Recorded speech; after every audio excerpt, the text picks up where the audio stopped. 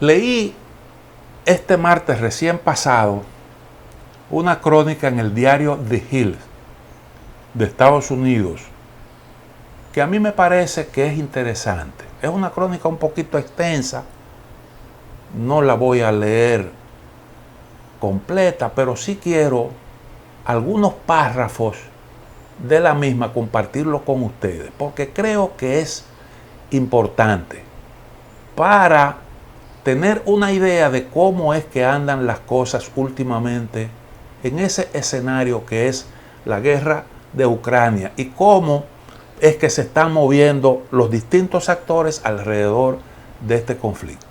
Esa crónica dice lo siguiente: los países de Europa del Este están dando la alarma sobre la posibilidad de que Ucrania sea empujada a entablar conversaciones de paz con Rusia en medio de un creciente partidismo en Washington, vacilaciones y retrasos en el suministro de armas a Kiev y un menguante apoyo público.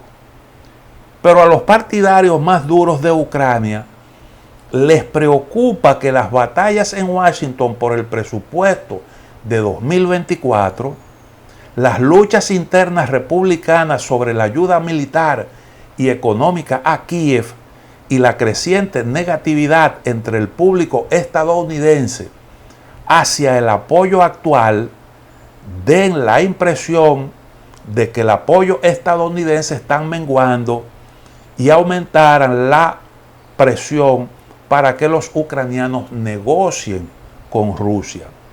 Las declaraciones de los candidatos presidenciales republicanos, incluido el favorito expresidente Donald Trump, que piden a Estados Unidos negociar directamente con Putin y relegar la guerra a una disputa territorial, están agravando las preocupaciones entre los Estados miembros de la OTAN que están en la primera línea del flanco este con Rusia.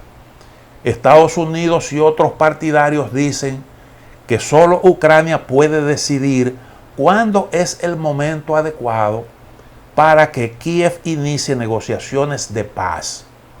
Pero esa ortodoxia está siendo cuestionada en Estados Unidos por figuras como Trump y su compañero candidato presidencial republicano, Vivek Ramaswamy, quien quiere ceder territorio ucraniano a Putin como parte de una propuesta para romper la alianza Rusia-China.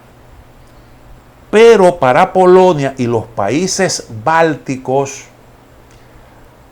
de Lituania, Letonia y Estonia, involucrar a Putin en conversaciones es una línea roja.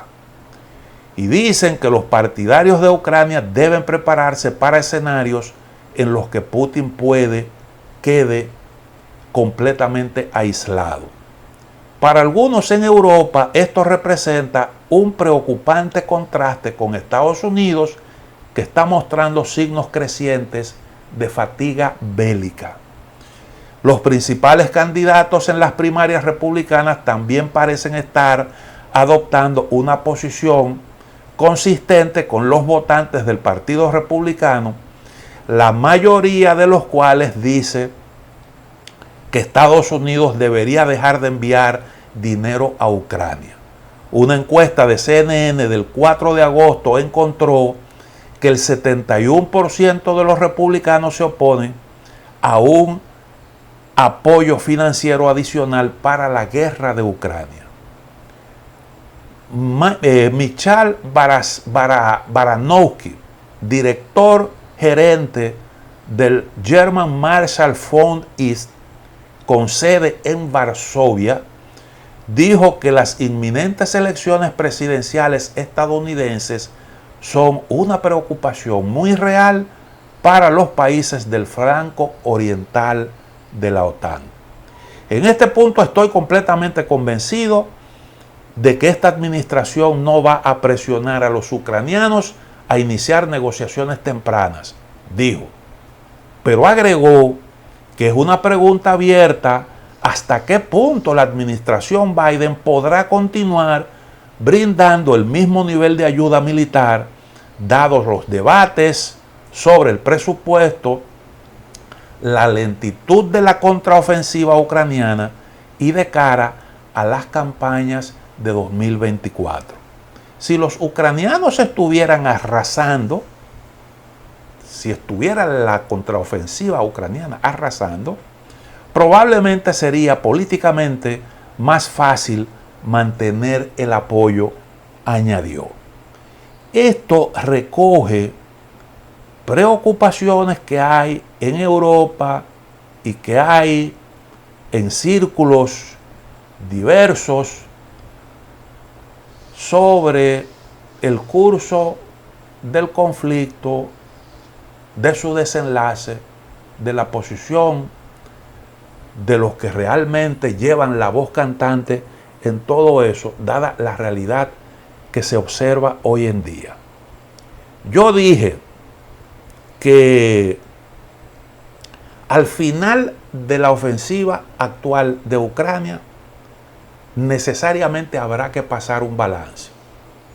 Supongo yo que ese final, al menos temporal, no está muy lejano, porque las lluvias o pararán la ofensiva o la ralentizarán considerablemente. Cuando lleguen las lluvias, entonces habrá que sentarse a pasar un balance. Y ese balance debe servir, bueno, de hecho yo creo que ya se está pasando el balance, pero no tengo información concreta sobre eso. Lo que hay son informaciones de fuentes extraoficiales que hablan de que hay algunos intentos por ahí de negociación y de que se está discutiendo con Ucrania un mecanismo de asistencia en caso de protección, en caso de protección, independientemente de cómo termine la guerra. Porque usted no puede esperar el final de todo para discutir esa cuestión. Sobre todo si se plantea eventualmente una negociación. Entonces habrá necesariamente que tomar en base a ese balance una decisión. ¿Qué hacer más adelante? Y esa decisión puede ser una de dos. O prepararse para una nueva ofensiva o iniciar unas negociaciones para buscar un arreglo negociado. Las dos cosas son complicadas. Las dos cosas son complicadas. ¿Qué significaría usted prepararse para una nueva ofensiva ya cuando las condiciones climáticas lo permitan? Bueno, eso pasa necesariamente por reponer las armas que se han perdido en estos esfuerzos militares, reparar lo que sea reparable, adquirir más municiones, una campaña nueva de reclutamiento porque se han perdido muchos combatientes, se ha perdido mucho personal, prepararse para un invierno duro y una nueva campaña rusa de destrucción de infraestructura crítica durante el invierno, tratar de alguna forma ver cómo se puede mantener caliente los soldados y hacer lo que hay que hacer cuando usted está en guerra, no importa las condiciones del tiempo, lo que se pueda. Entonces, creo que Ucrania debería, que es el escenario que usted puede estar seguro de que preferiría la dirigencia ucraniana, usted tiene que, en primer lugar, tener un resultado aceptable en el marco de esta contraofensiva que está en marcha y demostrar que vale la pena un segundo intento, de que usted puede alcanzar en una nueva ofensiva objetivos estratégicos importantes. Entonces habría que hacer un esfuerzo, y por eso que usted ve que los ucranianos han incluso estado utilizando sus reservas estratégicas y han volcado sus unidades más poderosas en esa dirección en donde actualmente se están logrando algunos avances.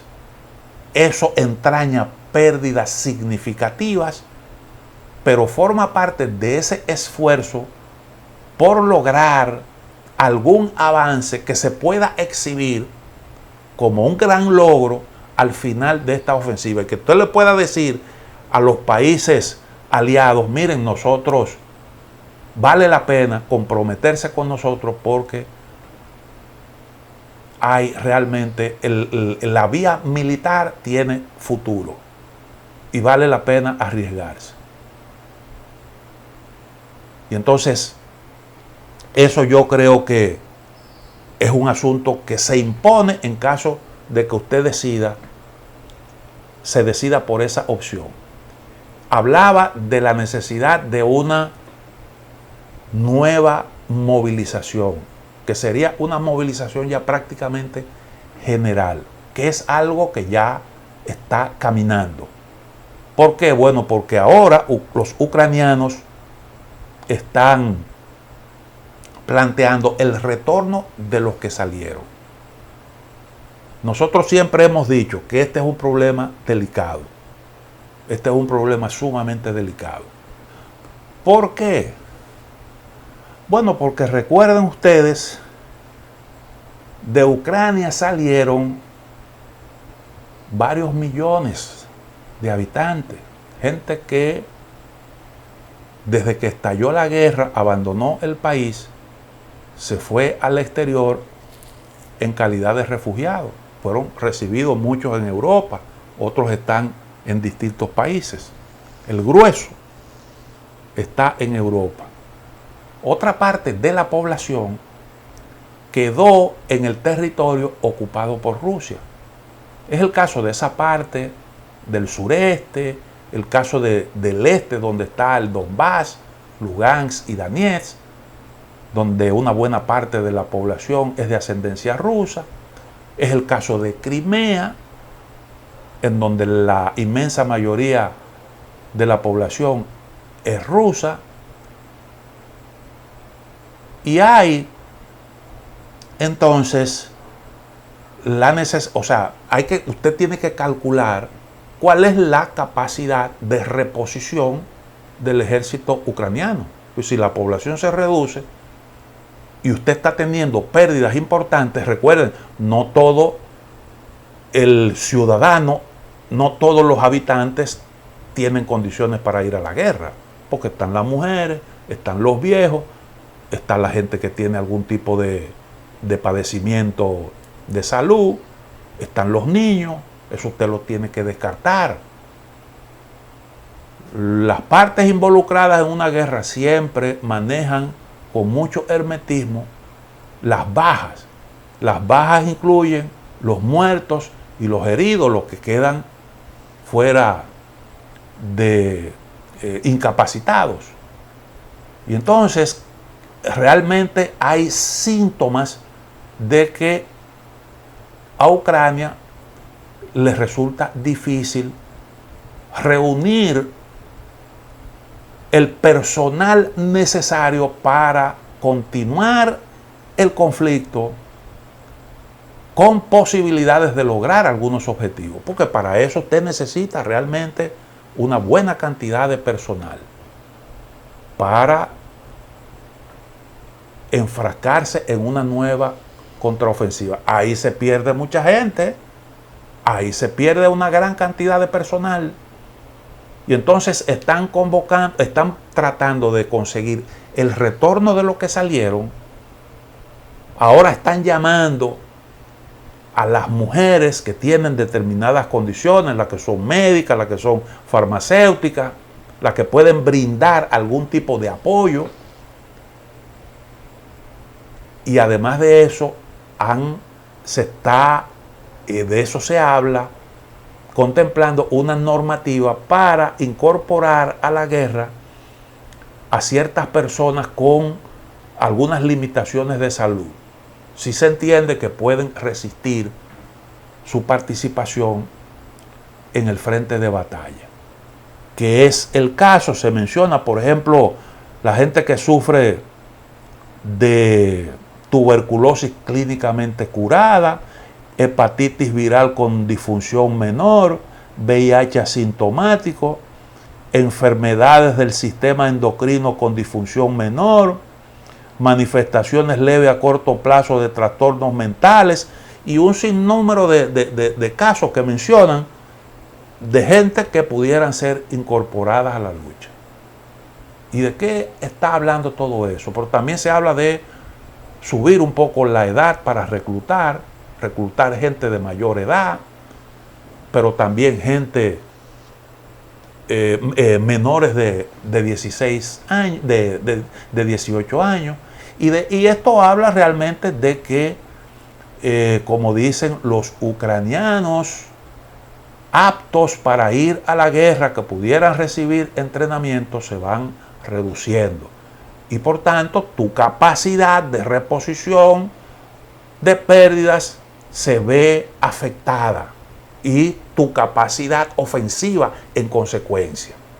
Y todo eso cuenta a la hora de tomar una decisión de si continuar, de si prepararnos para una nueva ofensiva o si apostar por una salida diplomática. Nunca se plantean las cosas así como yo lo estoy planteando, porque incluso cuando se habla de diálogo, que dicen que eso está en marcha, las partes inmediatamente lo niegan, por razones obvias. Recuerden ustedes, las negociaciones entre árabes y judíos comenzaron en Oslo, de manera secreta, y después el mundo se sorprendió cuando se anunció que habían avances importantes y la posibilidad de un arreglo, y entonces luego el escenario se cambió y Estados Unidos se metió y juntaron Yasser Arafat, Isaac Rabin, Simón Pérez. Todo eso ustedes lo recordarán, pero las negociaciones comenzaron de forma secreta. ¿Por qué? Bueno, porque cuando se dialoga, los enemigos de la paz inmediatamente comienzan a boicotear el proceso. Dicen que se está hablando de eso. Hay algunos, por lo menos, tanteos para ver qué se puede, cuáles serían las condiciones de las partes de cara a un eventual arreglo diplomático. A lo mejor yo estoy pecando de muy optimista. Sé que esto no es una cuestión tan fácil, porque hay mucha sangre derramada. Después que se ha producido el nivel de destrucción que hoy observamos, no es muy fácil usted detener la maquinaria bélica, sumamente complicado, pero de todos modos la realidad es la realidad. Hay otra pregunta que yo creo que es importante. ¿Hasta dónde tú puedes presionar a Vladimir Putin? ¿Hasta dónde lo puedes presionar? Porque ese Vladimir Putin, ustedes ven que dicen los países bálticos tienen una línea roja, pero los países bálticos no están en capacidad de imponer líneas rojas en lo que tiene que ver con esto. A ellos le llaman los países Chihuahua. Y esto es un asunto que lo decide Estados Unidos. Estados Unidos por un lado y Rusia por el otro. Ahora, ¿hasta dónde usted puede llevar la lucha contra Putin? Porque Putin, por más putinado que sea, tiene un juguetito que llega a Londres en 6 minutos y que puede destruir Londres completa en un abrir y cerrar de ojos. Y que tiene el mismo juguetito que puede llegar también a Washington y puede llegar a Nueva York. Y con ese tipo de cosas no se juega. Entonces, uno también tiene que preguntarse, bueno, pero ¿hasta dónde realmente pudo la OTAN haber ayudado a Ucrania en esta guerra a tener un mejor desempeño en el terreno de batalla. Porque siempre se dijo, no, que los vehículos blindados, no, esos tanques avanzados, y la OTAN se fue involucrando. Pero de todos modos, aunque le habían dado un apoyo importante, pero pudo haber sido mayor. Por ejemplo, no es lo mismo disponer de 100 o 200 F-16 que se pudieran reunir. Si desde el principio se hubiera trabajado en la preparación de los pilotos, a lo mejor pudieran estar operativos hoy en día. O a lo mejor involucran a pilotos de la misma OTAN, porque la OTAN ha estado involucrada ahí desde el principio. Incluso leí una información en donde se hace un recuento de la cantidad de muertes que ha tenido Estados Unidos, soldados de Estados Unidos que han muerto en distintos lugares en el mundo, supuestamente, en una serie de eventos que pudieran parecer insignificantes. Y dicen que realmente lo que se ha estado ocultando son las bajas que ha tenido Estados Unidos en el conflicto en Ucrania. Yo creo que a Ucrania le dieron una ayuda controlada para unos determinados resultados, tomando en cuenta hasta dónde realmente tú puedes ir, hasta dónde tú puedes llegar con esos esfuerzos sin ocasionar una gran catástrofe nuclear. Porque no es verdad que Putin va a sentarse en el Kremlin a ver cómo sus tropas pierden la guerra, teniendo él como por lo menos frenar esos avances. Porque desde que tiren una bombita por ahí con cierto poder, usted puede estar seguro de que eso detiene cualquier avance. Y entonces, ¿hasta dónde tú te puedes comprometer? Yo creo que eso es una pregunta que se lo han planteado los... Bueno, y eso está en el estudio de Rand Corporation que yo tantas veces he citado. Pero además de eso, dijo Zaluzhny, que es el general responsable de la conducción militar de Ucrania.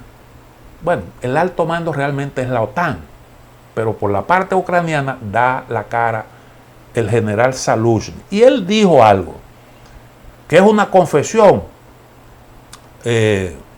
Escuché un planteamiento que es un ex militar de Estados Unidos sobre esa declaración de Zaluzhny. Él dijo: no podemos luchar al estilo OTAN sin tener todo lo que usa la OTAN cuando pelea según su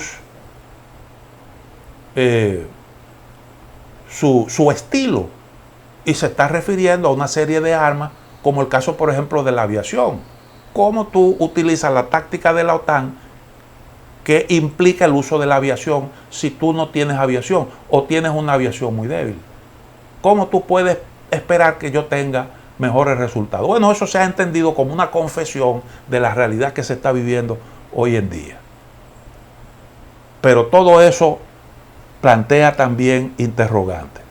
Yo digo, ¿conviene a los demócratas una guerra de alta intensidad en medio de un proceso electoral? Yo le puedo poner, para responder esa pregunta, dos ejemplos. Primero, lo que está pasando hoy con la lucha contra la corrupción. Usted ve que Zelensky acaba de destituir a su ministro de Defensa.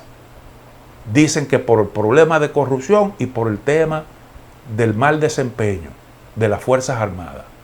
Y entonces ahí hay una cantidad de historias de negocios que se estaban haciendo, villas compradas en el exterior,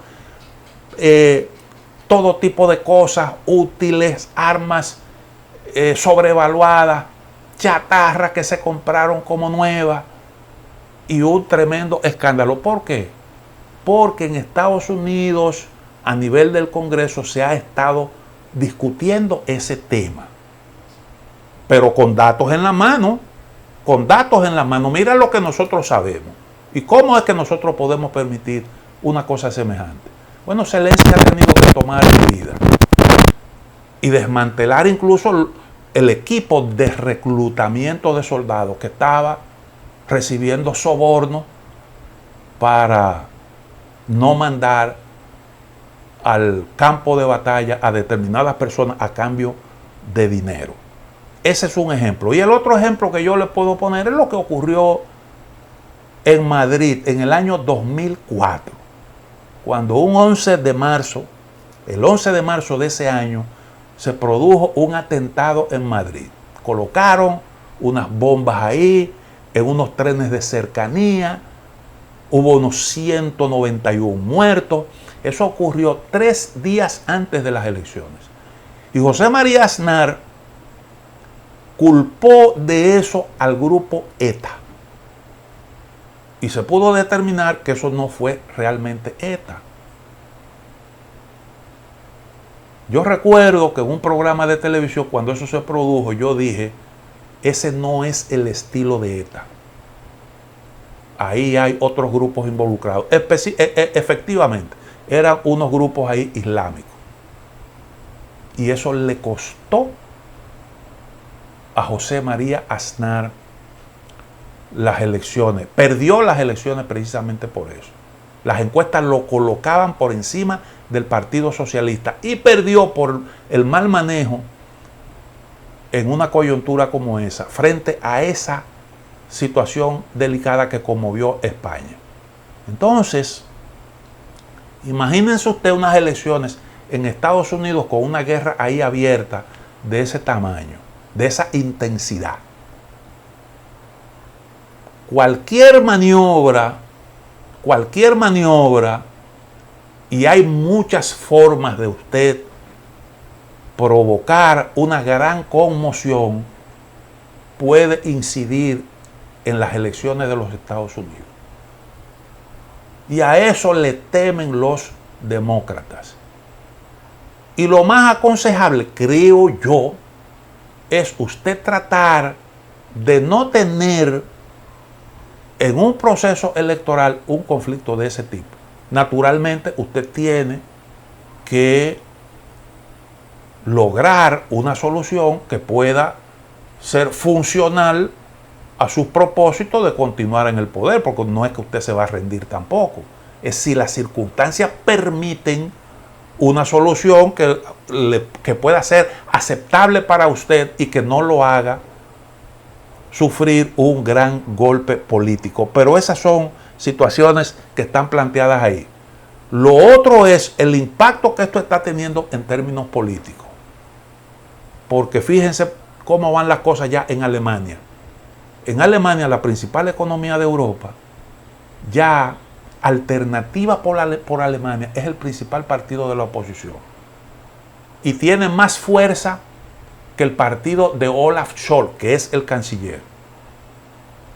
Y la coalición de los 3 partidos en el gobierno ve cómo su nivel de aceptación va dramáticamente en picada, porque el país está viviendo momentos muy difíciles.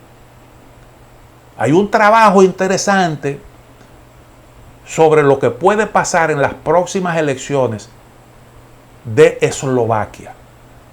En Eslovaquia puede ganar un ex primer ministro que es de la misma línea de Orbán y que defiende públicamente a Putin. Y por ahí entonces la OTAN puede tener otro grupo de alborotadores. Sobre eso yo voy a hablar en otro programa. Pero fíjense cómo la ultraderecha en Europa va caminando. No es verdad que una guerra de esa intensidad no tendrá repercusiones políticas en Europa con el paso del tiempo. Porque esta guerra ha ido sumando dificultades tras dificultades y eso tiene que tener un reflejo político. Bueno, no nos da el tiempo para más, así que nos vemos en la próxima entrega de A Quemar Ropa.